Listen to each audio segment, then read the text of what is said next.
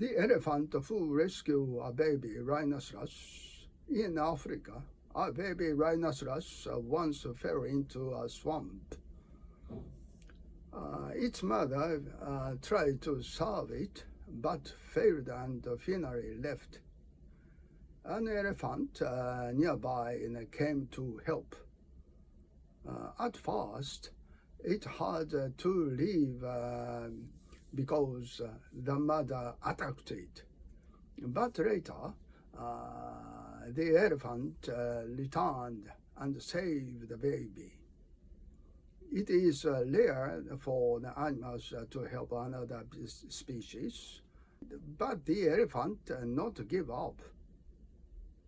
This teaches us something important. True compassion goes beyond difference. Can we help others, even when they are different from us? Thank you.